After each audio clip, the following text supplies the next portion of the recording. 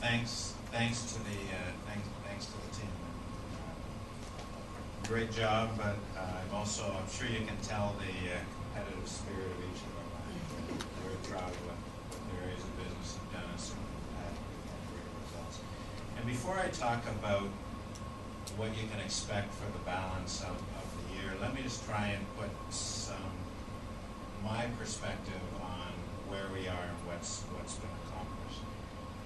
And it's important to realize, particularly as we have expanded the group over the last 10 years, and we now have insurance, we have wealth, we have the bank, we have capital markets group now, that when you get down to it, what really builds value over the long term in a financial group is being able to provide quality products, quality service to a growing customer base, to be able to deepen those relationships, and be able to do it in an efficient way.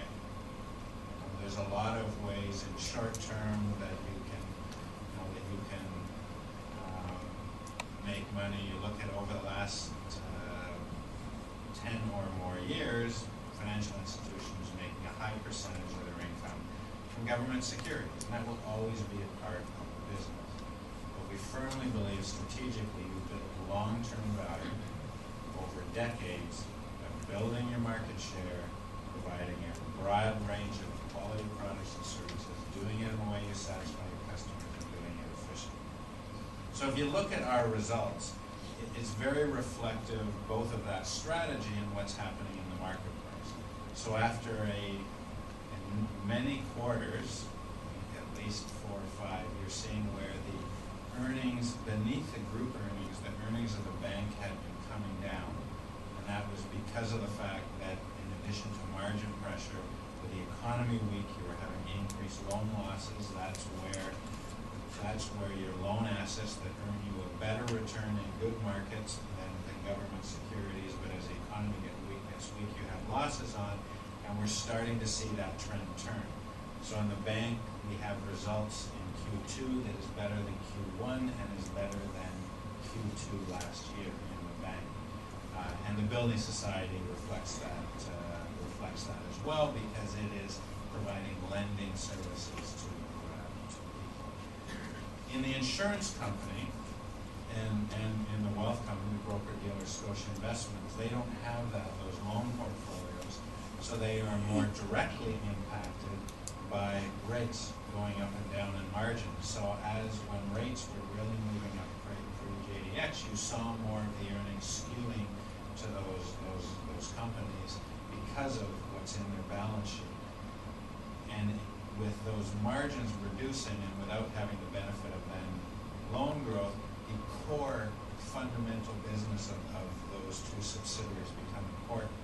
And that's why Hugh showed on his slide that while interest income is coming down, that core part of the business that really is insurance business is growing rapidly. And that is going to be important as making money off the securities portfolio declines, that it is replaced by that growth in the fundamental underlying business. It's why in Scotia Investments, the underlying business there is not investing in government securities, which traditionally brokers have done, but it's having a range of customers, sitting down with those customers, selling them a range of different products, and not using your balance sheet like a bank, but selling investment products. And we're doing that. We're growing market share in that area. It is unprecedented to have 64% market share in any product line, and to be leading in mutual funds and unit trusts with that shows that we've been uniquely successful in having the best trained, the best licensed investment reps that are able to broadly sell a wide range of investment products. And so we're seeing that part of the income of Scotia Investments growing while there's margin pressure on the rest. And it's very impressive as well in a year that has seen we and all of our competition in insurance and in banking have union contracts and that were signed when rates were really high, and we have managed through a period of upward pressure on salary costs and inflation that you could argue what the real rate of inflation was, about 8, 9, 10%, and we have kept our total expenses virtually flat year over year. And that is, in the end, you build long-term value by delivering that service, growing your market share efficiently. So with no increase in total expenses, we've been able to build market share. And it's reflective, as I say, of that strategy and the belief that we have is that if we stick to that core strategy that builds long-term value, we will ultimately build the value of the franchise, which translates obviously into stock price and shareholder value. We have, over the last year, been focused tactically in managing margins in the declining rate environment. And if you look at the detail of the companies, you'll see that that's been done well, while managing liquidity risk and market risk prudently. We traditionally, and even more these days, maintain more liquidity than our competition. We are not as aggressive on our market risk. It's a conscious decision that we've made. So we're balancing that with managing our margins. We've been leading in reducing rates. It's a conscious decision to say, in a declining rate environment, we will sit below the competition in rates and in turn grow market share, which is why when you look in the lending side, in personal loans, non-government, commercial loans, in government loans, in credit cards, in all of those, and in mortgages, in all of those market segments, we've been growing market share. So that's the strategy there. We've been increasing share wallet. Look at the cross-sell across insurance, investments, and banking. That's how you leverage the power of a diversified group and focusing on operating efficiencies. So from a board perspective, from my perspective, when I look at what do I see in those numbers that I think that brings me comfort that we're on the right track on the strategy, that's what I see. Turning to key strategic initiatives or things that you can expect to see in the next 6 to 12 months. We're going to continue to focus, particularly as the economy picks up, and I firmly believe that we're moving into a period we will see economic growth for the coming year. All the economists agree with that, and I think we're poised well to take advantage of that. We'll continue to focus on customer relationships, the special programs that we've been doing with different companies, employees, with different government department employees, with different professional groups. Used car dealers has been publicly out there for a while. So working with those customer groups and building relationships, cross-selling, which the buzzword in the industry is growing your share of wallet.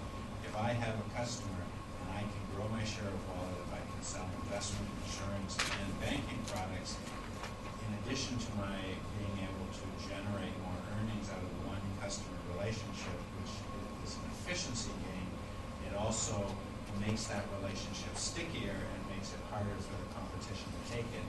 More services that I'm providing, assuming I'm providing good customer service and doing it.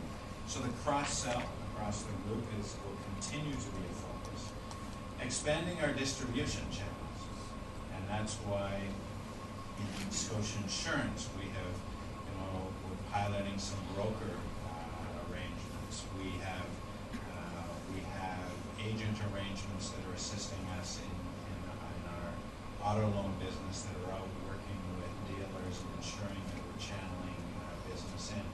We've got our contact center that is out and doing telemarketing and reaching customers for credit cards, for Criticare insurance, for other insurance products, so that you grow a branch network very slowly because it takes a long time to plan and a long time to build them. But if we can get people in channels outside of the branches to sell and to service, that allows us to grow market share quickly. Continuing to focus on operating efficiencies and looking at where across the group we can centralize and gain efficiencies. Gladstone mentioned it in the Building Society. There was a lot of credit adjudication, a lot of processing, very similar to the bank, and so we've centralized it essentially Scotia Building Society has outsourced a lot of its processing to the bank, which, because of the scale within the bank, can be done with a lot more efficiency. So where can we continue to get those opportunities to centralize, to put new technology in, to continue to keep our expense growth at a lower rate than our revenue growth. And then leadership. It has been a key defining factor for us, is we are able to attract and retain the very best talent in the marketplace, which allows us in our individual business segments to continue to be leaders. So that, I hope, provided a good overview of both the numbers and just interpreting what we're doing, how it ties